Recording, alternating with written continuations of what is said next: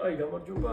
ეს დაფის მეორე მხარეა, მე კი გიორგი ლიპარაშვილი ვარ, იგივე ლიპარა მოსწავლებელი და დღეს ლიპარასკევია ჩვენი გადაცემის დღე და ზუსტად ამავე სახელწოდების წიგნს წარმოგიდგენთ, რომელიც დათო გურგილაძის ახლად დაწერილი წიგნია და სულ ცოტა ხნის წინ წიგნის ბაზრობაზე გამოჩნდა გამომცემლობა ინტელექტის წიგნი, რომელიც აერთიანებს თავისთავში პატარა მინიატურებს, მცირე პროზას და ერთგვარ თარგმანებს ესპანურენოვანი თითქოს მონათარგმნს ესპანურენოვანი პოეტებისას, ბალადას და აქ იგრძნობა, რომ დათო გურგილაძე არა მარტო კარგი მწერალი და ჟურნალისტია, არამედ ძალიან კარგი პოეტიც ყოფილა თურმე და ბევრ პოეტურ შედარებას ვიპოვით ამ წიგნში. აღმოვაჩენთ არაჩვეულებრივ გადასვლებს თითქოს ესპანურენოვანი პოეტების ბალადაში ერთგვარ პოეტურ სცენარსაც კი ვხედავთ, რომელსაც ფილმის სახითაც შეიძლება წარმოვიდგენთ, როცა ვკითხულობთ. მე რამდენიმე ამუნარის წაგიკითხავთ ამ წიგნისას, რომელიც როგორც გითხარით, სულ ცოტა ხნის წინ გამოვიდა და თავის მკითხველს მარტივად იპოვის, მკითხველსაც და მსმენელსაც ეს არის წიგნი, რომელსაც მოსმენაც უყვარს, რადგან აქ ნახავთ QR კოდებით მუსიკა ახლავს წიგნთან და შეგიძლიათ რომ თქვენც მოусმინოთ იმ განწყობის შესაბამისად, რა განწყობაზეც ეს ტექსტები იწერებოდა. და მოდი დავიწყოთ, ნახოთ რა ამბები გავხაზე, რომელი იყო ჩემთვის მნიშვნელოვანი, თუმცა დარწმუნებული ვარ, რომ როცა დაფის მეორე მხარეს, მეორე, მესამე და კიდევ სხვა დროსაც მიუბრუნდები, სხვადასხვა ამბებს კიდევ ბევრჯერ აღმოვაჩენ. მიძღვნა აქვს არაჩვეულებრივი, კიდევ მიძღვნებშიც დათო ჩემპიონია და დიდო სტატია ნინიას ჩვენი შვილის თვალებისა და სხვა სასწავლების გამო.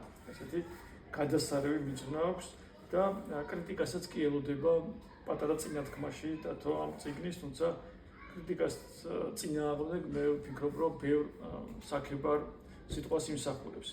მოკლედ ნახოთ გახაზული პატარ-პატარა ამბები, რომლებიც მე მომეწონა წიგნის კითხვისას. 7 წლის დაგროვილი კითხვები ბატიბუტივით ფეთქდებოდნენ გონებაში. არის ასეთი ამბავიც.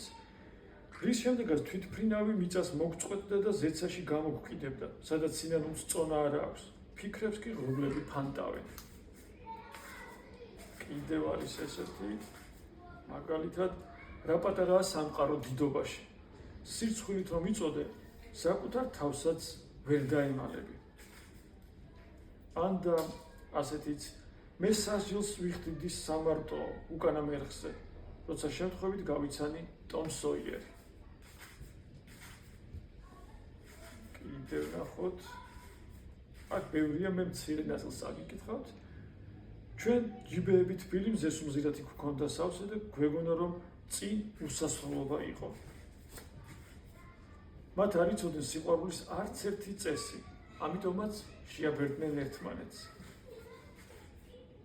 და მაშინაც კი, როცა წყვდიადი თითქმის ყველაფერს ფარავდა, ის მაინც პოულობდა სინათლის პატარა სვეტს და იქ ელოდა თავისიანებს. იდგა ისე, რომ ფეხსაცმლის წვერსაც არ ისვოდა ჩრდილით. ისვრიდა ჩრდილით. ყველას ჭკვიდან გადამდგარი ეგონა და ალბათ არც ცდებოდნენ. ეს პატარა მინიატურებიდან იყო ამონარიდები და მოდი ნახოთ ესპანურენოვანი პოეტების ბალადიდან პატარა ნაწყვეტი ერთ-ერთი პოეტის ლექსიდან, რომელსაც ჩვენ ერთად ნახავთ. პოეტის, რომელიც დათომ როცა წიგნს წაიკითხავთ, თქვენ თვითონაც მიხვდებით, როგორ თარგმნა თუ თარგმნა ბჭყალებში. მოკლედ ნახოთ ეს პატარა ამონარიდი ერთ-ერთი პოეტის ლექსიდან. მეზობელს უყვარდი სახელად გერტრუდას, გოგონას, ჭრელთვალას, ხუჭუჭას, კეკლუს და კოჭთან სვირინგიანს, სამოსით უნაყოს, თხელკაბებს იცვამდა, კოხტას და უბრალოს. სალამს ვერ ვასწრებდი, სამი თვე ხვდებოდი, მისთვის წმინდანების გვერდით რომ დგებოდა სისხამზე, გეგმებით ახლებით, ომრებს მიირთმევდა მუსიკის თანხლებით.